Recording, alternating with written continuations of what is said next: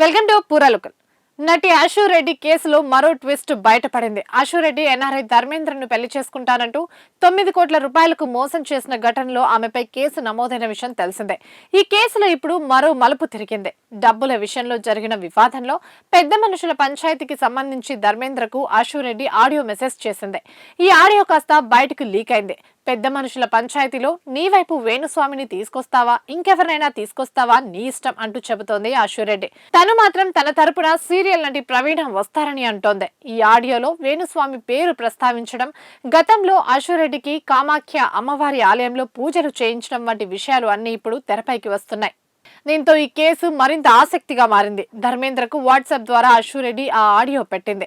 నీ ముఖం చూడ్డానికి కూడా ఇష్టం లేదంటూ పెద్దల దగ్గర పంచాయతీ పెట్టి సమస్య పరిష్కరించుకుందామని చెబుతోంది. మే నెల వరకు సమయం ఇస్తే 1.5 కోటి తిరిగి ఇస్తానని, అది కూడా బ్యాంక్ అకౌంట్ ద్వారా ఆ డబ్బులు ఇస్తానని అంటోంది. మే నెలలో 1.5 కోటి తిరిగి ఇస్తానని చెప్పడం ద్వారా ధర్మేంద్ర వద్ద డబ్బులు తీసుకున్నట్లు ఆశురెడ్డి ఈ ఆడియోతో దొరికిపోయింది అంటున్నారు నెటిజన్లు. మిగిలిన డబ్బులు జీవితంలో సెటిల్ అయినప్పుడు ఇస్తానని, అది ఎప్పుడనేది చెప్పలేనని, డబ్బులు మాత్రం ఇస్తాను అంటూ ధర్మేంద్రకు పెట్టిన ఆడియోలో ఆశురెడ్డి స్పష్టంగా చెబుతోంది. నా పర్మిషన్ లేకుండా నా ఇంటికి ఎందుకు వస్తామంటూ ప్రశ్నిస్తూనే నా ఇంట్లో వాళ్ళని ఇన్వాల్వ్ చేస్తే కేసు పెడతానంటూ బెదిరించడం ఆడియోలో వినిపిస్తోంది.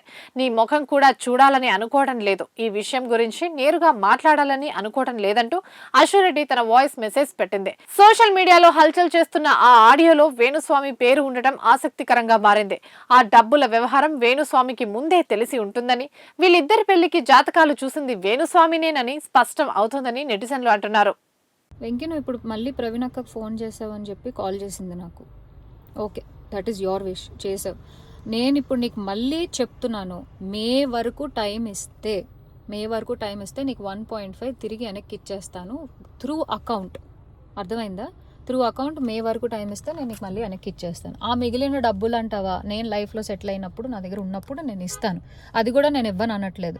లేదు కుదరదు, నాకు ఇదంతా అవ్వదు అంటే పెద్ద మనుషులకి నువ్వే ఫోన్ చేసావు కదా. నా జీవితంలో పెద్ద మనుషులు ప్రవీణ గారు మాత్రమే. సో ఆ ప్రవీణ అక్కకి వేణుస్వామిని పెడతావా లేకపోతే ఇంకెవరినైనా పెట్టుకుంటావా, నేను పిలుస్తాను, నువ్వు పిలుచుకో. ఓకే, నేను ఇంకా నీ ముఖం చూడాలనుకోవట్లేదు, ఈ విషయం గురించి మాట్లాడాలనుకోవట్లేదు. నాకు మే అనే ఒక్క టార్గెటే కనబడుతుంది. మే వరకు నేను నీకు డబ్బులు ఇవ్వాలి అంతే. లేదు కుదరదు కాదు అంటే నేనే పెడతాను హెరాస్మెంట్ కేసు. ఎందుకంటే మా అక్కని ఇన్వాల్వ్ చేస్తున్నాడు, మా మమ్మీని ఇన్వాల్వ్ చేస్తున్నాడు, లేకపోతే మా ఇంటికి వస్తానంటున్నాడు. అసలు నా పర్మిషన్ లేకుండా నువ్వు మా ఇంటికి రావడం ఏంటి, లేకపోతే నేను మీ ఇంటికి వెళ్ళడం ఏంటి? ఇంట్లో ఇన్వాల్వ్ చేసుకోకుండా నువ్వు నేను మాట్లాడాలి, నువ్వు నేను సాల్వ్ చేసుకోవాలి అంటే నా వైపు నుంచి ప్రవీణ్ అక్క వేణుస్వామి మధ్యలో కూర్చుంటారు. మే వరకు నేను ఆ డబ్బులు సెటిల్ చేస్తాను. అది